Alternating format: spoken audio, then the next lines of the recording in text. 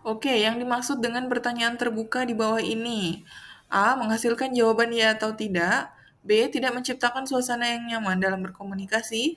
C. Memberikan kebebasan atau kesempatan kepada klien dalam menjawab yang memungkinkan partisipasi aktif dalam percakapan. D. Bidan mengontrol jalannya percakapan. E. Tidak memberikan klien kesempatan untuk meninjau kembali pilihannya. Baik, mari kita cek pembahasannya. Nah, di sini yang dikatakan pertanyaan terbuka yaitu memberikan kebebasan atau kesempatan kepada klien ya Kak. Jadi kita bertanya, kemudian ibunya itu menjawab sesuai dengan apa yang dialaminya begitu. Jadi kalau kalau misalnya pertanyaannya dia itu ibu bagaimana perasaan ibu gini gini gini. Nah, itu pertanyaan terbuka. Tetapi kalau pertanyaannya misalnya eh, pertanyaan tertutup, dia itu jawabannya hanya ya atau tidak. Kemudian biasanya itu yang mengontrol dari percakapan tersebut itu hanya satu orang, yaitu bidannya.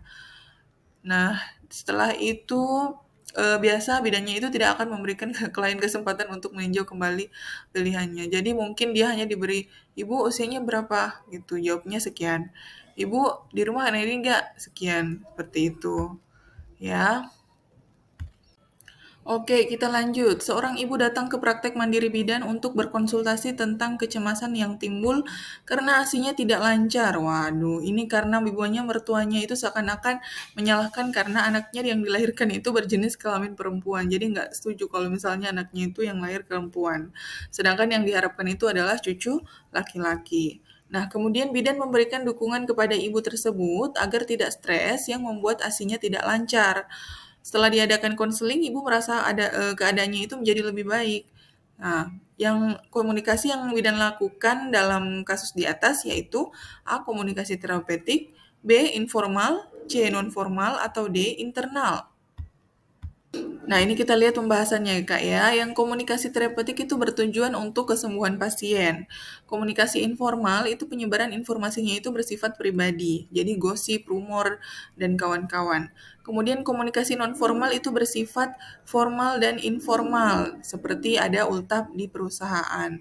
Kemudian komunikasi internal itu sifatnya ada yang vertikal, horizontal, dan diagonal. Oke, jadi jawaban yang tepat itu adalah A ya, karena ibunya itu sudah merasa lebih baik setelah dilakukan konseling. Nah, ini merupakan jenis kegunaan sama contoh ya, Kak, dari pertanyaan tertutup dan terbuka. Kakak bisa baca ya. Kemudian di sini saya akan memberikan penjelasan mengenai nokturia pada TM1 dan TM3. Apa sih penyebab dari ibu yang mengalami sering BAK pada trimester 1 dan trimester 3? Yang pertama itu karena tekanan uterus pada kandung kemih, kemudian ekskresi sodium yang meningkat sama dengan pengeluaran air, kemudian air dan sodium tertahan pada tungkai bawah siang hari, dan malam hari terjadi peningkatan aliran balik vena dengan meningkatnya output cairan.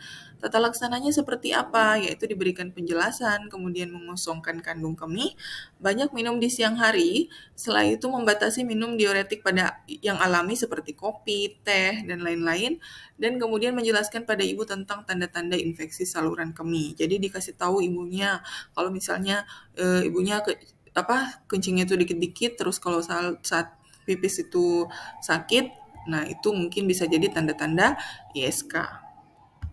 Nah, kemudian penjelasan tentang kurang energi kronik. Biasa ibu yang mengalami KEK itu apa yang diberikan, Kak? Apa diet apa yang diberikan?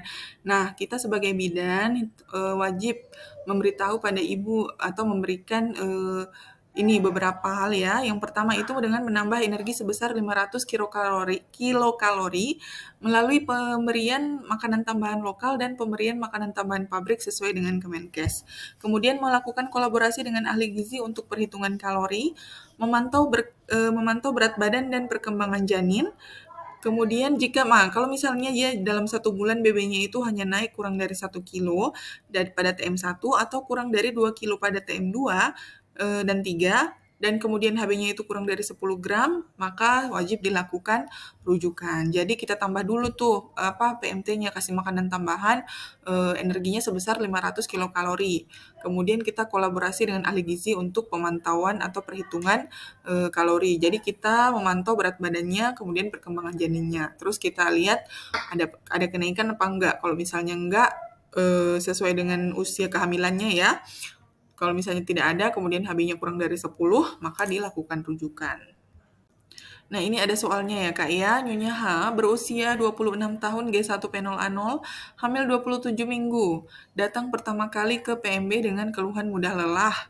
Nah, kita lihat makanya hanya 2 hari sekali, porsi dewasa. Tensi normal, suhu normal, sekian, TFU 20 cm, DJJ-nya itu 140, BB-nya sebelum hamil 41 kilo, setelah hamil 40 kilo, lilanya 21 cm ya. Apakah tindakan yang bisa dilakukan pada kasus tersebut? A. Memberi PMT dengan tambahan 500 kalori, melakukan tes HB, memberi tablet gizi 1 kali 60, melakukan rujukan untuk penanganan lanjut, atau E. menganjurkan ibu untuk mendapat istirahat yang cukup. Oke, kita lihat. Nah, kita lihat kata kuncinya di sini ya, Kak ya. Ada yang mudah lelah, kemudian BB-nya itu sebelum hamil 41, setelah hamil itu hanya 40 kilo. Lilanya ternyata cuma 21. Jadi sesuai dengan penjelasan yang pertama tadi, tindakan yang bisa dilakukan yaitu dengan memberikan PMT ya Kak ya, dengan tambahan 500 kalori, itu merupakan diet kurang energi kronik. Kemudian untuk tes HB-nya itu hanya dilakukan untuk pemeriksaan penunjangnya, untuk melihat HB-nya. Kemudian tablet zat besinya itu penanganan anemia ringan. Kemudian dilakukan rujukan ya, dipantau dulu. Kalau misalnya tidak ada perubahan, maka dirujuk. Kemudian untuk menganjurkan ibu untuk mendapat istirahat yang cukup itu tidak cukup untuk dilakukan untuk dalam penanganan KEK ini. Itu hanya mungkin karena ibunya mudah lelah seperti itu. Nah, bagaimanakah efek jika terjadi hemodilusi pada ibu hamil? A. HB naik, C. Gula darah naik, C. Hemoglobin turun, D. Waktu pembekuan darah turun, atau E. Curah jantung turun. Oke, kita lihat. Ini hemodilusi itu artinya pengenceran darah ya, Kak ya. Dan biasa memang terjadi pada ibu hamil di trimester 2 yang mengakibatkan HB turun ya. Jadi jawabannya itu adalah C. Hemoglobin turun. Nah, seorang ibu ke rumah sakit hamil 8 bulan, kenaikan BB selama kehamilan itu 5,5, hasil pemeriksaan tensinya 120/70, DJJ-nya 152 kali per menit. TFU-nya 1-2 jari di atas pusat. Kepalanya ternyata belum masuk panggul, kemudian HB-nya itu cuma 8,9. Protein urinnya negatif. Nah, bagaimana asuhan pada ibu tersebut? A. Memberikan tablet FE 2x1 dievaluasi. Kemudian B, memberikan tablet FE 1x1 dievaluasi. Kemudian C, memberikan ibu makanan kaya zat besi dan vitamin B12. Kemudian D, merujuk ibu ke rumah sakit untuk transfusi. Atau E, memberikan makanan tambahan lokal dan pabrik. Oke, kita cek ya, Kak. Nah, di sini kata kuncinya itu HB hanya 8,9 gram ya, Kak ya. Jadi dia masuk ke anemia sedang. Bagaimana asuhannya untuk anemia sedang? Yaitu dengan memberikan tablet FE 2x1 ya, dipantau, dievaluasi selama kurang lebih 2 minggu. Bagaimana perkembangan, bagaimana HB-nya apakah naik atau turun ya Kak ya.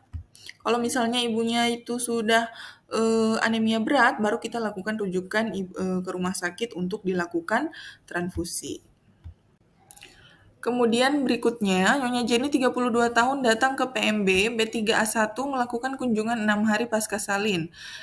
Ia mengeluh belum BAB selama 4 hari. Bidan melakukan pemeriksaan tensi 110/60, nadi 84 kali per menit.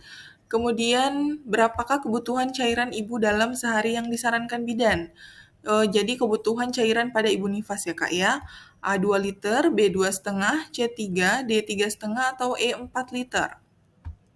Nah, dari buku yang saya baca ya Kak, untuk ibu nifas sendiri itu mengkonsumsi tambahan 500 kalori per hari dan minum sedikitnya itu 3 liter setiap hari.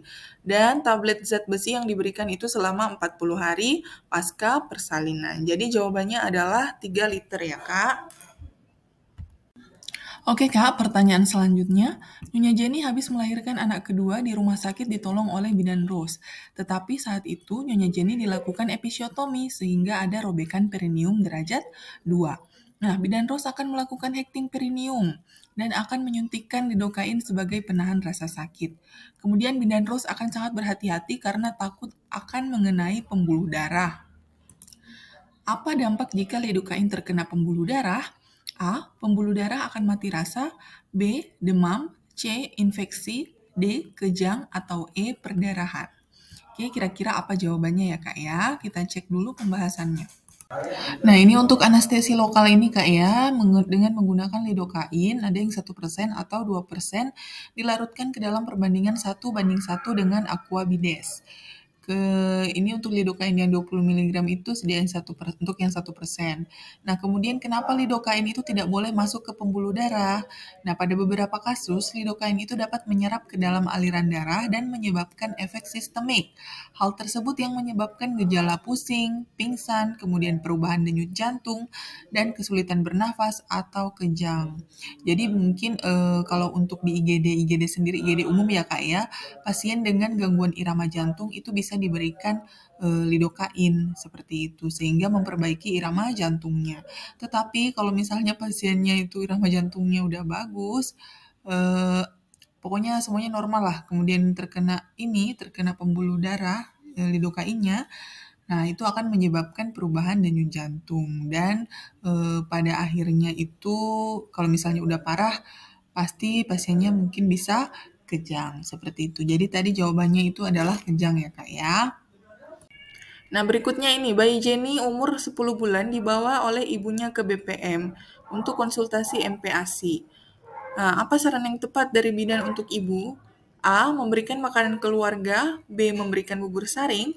C. Memberikan nasi tim. D. Memberikan nasi yang dilumatkan. Atau E. Memberikan buah atau sari buah. Oke, kita cek. Nah, di sini bayi Nyonya Jenny ini usianya 10 bulan ya, Kak ya. Nah, untuk apa yang diberikan ya kira-kira. Nah, kalau makanan keluarga ini usia yang diberikan pada saat 24 bulan. Bubur saring 6 sampai 9 bulan. Nasi tim itu 9 sampai 10 bulan. Nasi dilumatkan itu 6 sampai 9 bulan dan sari buah itu adalah makanan selingan yang diberikan pada usia 6 sampai 9 bulan. Jadi jawabannya yang C, memberikan nasi tim. Seorang perempuan berusia 21 tahun, G2P1A0, usia kehamilan 38 minggu, keluhannya mules. Ketuban pecah 1 jam yang lalu, hasil pemeriksaan KU baik. Kemudian tensi normal ya Kak, TFU 33 cm, letaknya lintang. DJJ-nya 140 teratur, kontraksi 3 kali 10, 35, porsio tipis lunak, pembukaan 5, ketubannya udah nggak ada. Kira-kira rencana apa yang paling tepat pada kasus tersebut? A. Melakukan rujukan. B. Memonitor kontraksi dan DJJ. C. Pasang infus, ibu dipuasakan. D. Rawat pasien sebelum infartu. Atau E. Nilai air ketuban dengan lakmus. Nah, kalau ini udah pada tahu ya Kak ya, karena ternyata itu bayinya itu lintang. Kemudian ketubannya udah nggak ada, jadi langsung aja kita lakukan rujukan. Berikutnya Nyonya H, 24 tahun datang pertama kali ke BPM, keluhannya tidak haid 3 bulan, menikah 5 bulan. Hasil pemeriksaan baik-baik, TFU belum teraba, kemudian penunjangnya HCG-nya itu positif. Fokus asuhan apa yang bidan lakukan pada kasus tersebut? A. Memastikan kehamilan ibu. B. Deteksi dini kelainan letak. C. Pencegahan emesis gravidarum. D. Mengenali kelainan kewaspadaan khusus. Atau E. Membangun hubungan yang baik. Nah, di sini kata kuncinya yaitu pasiennya datang pertama kali ke BPM. Jadi fokus asuhan apa yang diberikan. Kalau untuk memastikan kehamilan ibu itu biasa dilakukan dengan USG. Kemudian deteksi dini kelainan letak itu pada TM3. Pencegahan emesis gravidarum itu jika ada keluhan mual dan muntah. Kemudian kewaspadaan usus itu kalau misalnya ada gejala dari pasiennya. Jadi yang tepat adalah yang E ya Kak ya, yaitu membangun hubungan baik dulu, hubungan saling percaya antara bidan dan pasien. Soal berikutnya, Nyonya Rose berusia 23 tahun datang ke BPM untuk periksa kehamilan. Hasil anamnesanya itu haid terakhir 4 bulan yang lalu. Hasil pemeriksaan tensi, nadi, semua normal ya Kak. Cuman ini TFU-nya 2 jari di atas pusat. Nah, DJJ-nya 144 kali per menit. Apakah fokus asuhan yang diberikan pada kasus tersebut? A. Deteksi kelainan letak. B. Deteksi komplikasi. C. Memantapkan persalinan. D. Menjalani hubungan saling percaya. Atau E. Mengidentifikasi faktor resiko. Baik, kita cek ya. Oke, kita lihat kata kuncinya ya, Kak ya. Height terakhirnya itu 4 bulan yang lalu, kemudian TFU-nya 2 jari di atas pusat. Nah, TFU-nya kok udah besar, sementara dia height terakhirnya dia bilang 4 bulan yang lalu, apakah Ibu lupa atau gimana? Jadi, untuk itu kira-kira jawabannya apa yang tepat? Yang A itu deteksi kelainan letak itu terjadi pada TM3, kemudian yang B deteksi komplikasi itu terjadi pada TM2. C memantapkan persalinan, sementara ini belum apa? Belum masuk TM3. Menjalani hubungan saling percaya udah lewat TM1-nya. Mengidentifikasi faktor resiko ini pada TM1 dan biasa ibunya itu mengalami memiliki gejala atau memiliki keluhan yang lain. Jadi jawaban yang tepat itu adalah mendeteksi komplikasi ya Kak. Kita lihat kesesuaiannya antara usia kehamilan dengan TFU-nya juga pasien. Jawabannya adalah B. Oke, saya kira untuk materi resum dan soal yang saya bagikan di video kali ini cukup ya Kak ya. Eh, Semoga bisa bermanfaat buat teman-teman. Kiranya ada kesalahan mohon dimaafkan.